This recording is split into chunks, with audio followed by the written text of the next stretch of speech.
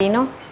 El apartado que voy a empezar a explicarles es pensar con virtudes. La virtud está estrechamente vinculada con la predisposición y orientación a generar el bien. Tenemos imágenes de la naturaleza para hacer un ejemplo, para aclarar un poco esta cuestión de las virtudes. En esta primera imagen podemos ver un árbol frondoso. Ese árbol nos beneficia con su sombra y las plantas frutales nos brindan sus frutos. Si analizamos las plantas medicinales, ellas curan. Entonces la virtud de las plantas es su capacidad de producir un efecto positivo. Ahora comparando con las personas, ¿verdad? Nosotros podemos desarrollar las virtudes. Las virtudes no son naturales en nosotros, tenemos que despertarlas y practicarlas. Para ser virtuosos necesitamos despertar ese algo que tenemos adentro. La pregunta.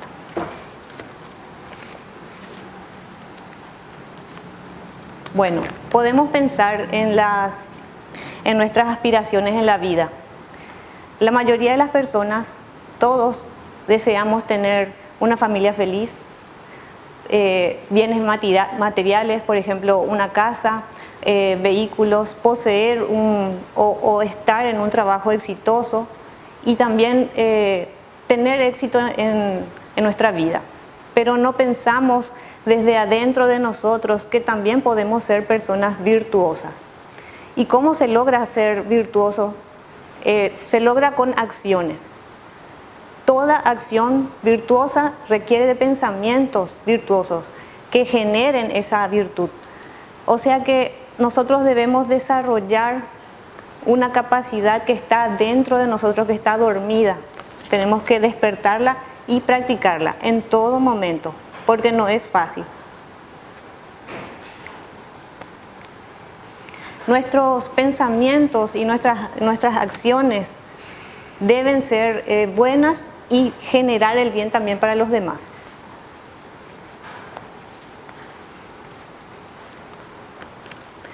Sócrates opinaba que todo pensamiento virtuoso ayuda a conseguir el bien por medio del razonamiento. ¿A qué se refiere esta primera parte? El razonamiento.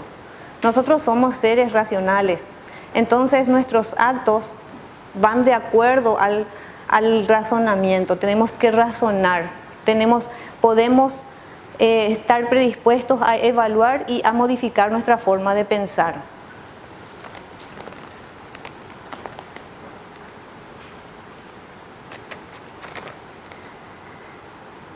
Las virtudes del pensamiento son 5: justicia, humildad, valentía, perseverancia, serenidad. Sócrates opinaba de que las virtudes humanas aumentan y se fortalecen a través de la práctica. En todo momento, como les decía, tenemos que evaluar nuestra forma de pensar para poder llevar a la práctica lo que tenemos adentro.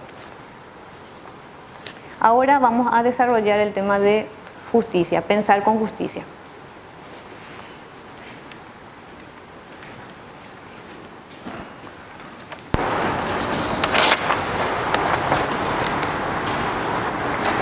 Buenas tardes, soy Leonardo Martínez y voy a tocar el tema pensar con justicia.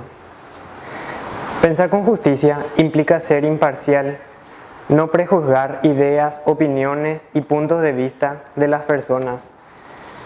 ¿Qué es ser imparcial? Ser imparcial es no ser parcial, o sea, no prejuzgar las ideas de los demás, tenerlas en cuenta y valorarlas. Pensar con justicia es un hábito difícil que requiere reconocer que tendemos a ser egoístas. Sin un pensamiento equilibrado y justo. Por dar un ejemplo, cuando conocemos a una persona por primera vez, lo primero que hacemos automáticamente es evaluar cómo está vestida y a partir de allí comenzamos a prejuzgar cómo es, cómo piensa. Y esto es injusto, pues pensar con justicia es exactamente no prejuzgar a los demás, porque si no, no podemos saber qué es lo que ellos nos pueden dar a entender, a conocer. Pensar con justicia es reconocer que nuestra balanza interna está desequilibrada. Por lo tanto, requiere de un trabajo mental para volver a equilibrarla. Sabemos que por naturaleza tendemos a beneficiar nuestros puntos de vista, a que siempre queramos tener la razón. Sin embargo, tenemos también que ponernos en el lugar del otro, que quizás también tenga algo de verdad en sus palabras. Tenemos que valorar eso con equidad.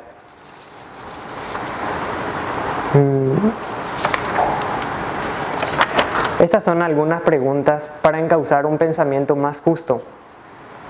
¿Está mi balanza mental correctamente equilibrada o la estoy poniendo en un punto donde solo me beneficio yo? ¿El pensamiento que estoy emprendiendo representa solamente mis intereses propios o también los del grupo? ¿Estoy usando los conceptos, ideas, datos e informaciones de una forma justa o las estoy manipulando para sacar ventaja? Estas tres preguntas nos sirven a nosotros para evaluarnos y saber qué tan justos somos, cómo pensamos realmente. Podemos pensar que las tres son bastante distintas, pero en realidad tienen un punto en común, que es si me beneficio yo o antepongo lo que favorece a los demás. Pensar con humildad. Pensar con humildad significa tener conciencia de los límites de nuestros conocimientos. Implica saber que no somos los amos de la verdad, que no tenemos todas las respuestas y que éstas tampoco son correctas en su totalidad. Sócrates era una persona tan humilde que enfatizaba que él no era sabio, sino un filósofo, un amante de la filosofía, de la sabiduría, que reconocía sus limitaciones, su ignorancia, y aún así seguía buscando la verdad. Podemos decir que era una persona tan humilde que reconocía sus limitaciones. A pesar de eso, él seguía buscando la verdad, seguía queriendo almacenar conocimientos, conocer más de otras personas, sus conceptos. La soberbia es el polo opuesto de la humildad. Así también la arrogancia lo es. ¿Y qué son estas? La soberbia es creer que uno lo sabe todo, y la arrogancia es el acto de tener soberbia y disminuir a la otra persona, discriminarla. Decía Salomón, donde hay soberbia, allí habrá ignorancia, mas donde hay humildad, habrá sabiduría. Esto quiere decir que la ignorancia nos impide reconocer que contamos con limitaciones intelectuales.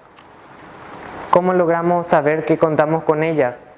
Contrastando con diferentes fuentes, sabiendo que otros saben más que nosotros, podemos comenzar a entablar conversaciones o leer más, podemos contrastar nuestros puntos de vista y así saber la verdad. Decía Epicteto, tú no puedes aprender si crees que ya lo sabe todo. La persona que desarrolla su pensamiento basado en la humildad es alguien flexible, libre, que no teme equivocarse, que formula preguntas, indaga y busca respuestas, mientras escucha y está abierta a nuevas ideas. ¿Cuántos de nosotros terminamos nuestra carrera, comenzamos a buscar un trabajo y cuando lo encontramos nos quedamos allí y por diversos motivos quizás no ponemos empeño en seguir aprendiendo porque estamos ocupados o porque creemos que ya sabemos todo lo necesario para vivir feliz. Sin embargo, tener humildad significa reconocer que en realidad no sabemos todo, que hay muchas cosas por aprender. Podemos aprender sobre distintos ámbitos laborales o incluso sobre nosotros mismos. Y eso es fantástico. Comenzar a saber cómo somos nosotros. Algunas preguntas para encauzar un pensamiento más humilde serían: ¿me considero más inteligente que los demás? ¿Y en qué sentido? ¿Qué tan soberbio soy? ¿Trato de evitar la arrogancia? En el primero podemos ver que la pregunta hace referencia a si tenemos en cuenta qué tan inteligentes somos y si nos comparamos con los demás, si nos creemos más que ellos o estamos a la par. Que también es igual a qué tan soberbio soy, cuánta soberbia llevo conmigo mismo. Y trato de evitar la arrogancia. Si acaso llevamos acciones, nos planteamos evitar ser arrogantes, bajar nuestra soberbia y comenzar a valorar los demás puntos de vista que pueden darnos los demás, algún conocimiento importante. Pensar con valentía. Es la fortaleza mental capaz de librar una lucha interna para enfrentar las creencias, ideas, puntos de vista, tanto propias como aquellas del grupo al que pertenecemos. Por dar un ejemplo, cuando estamos discutiendo con una persona, seguramente puede saltar a la vista que en sus palabras notamos algo de verdad. Si las contrastamos con las nuestras, podemos notar que o nuestros conceptos son iguales o que los de él son mejores. También puede darse también el caso que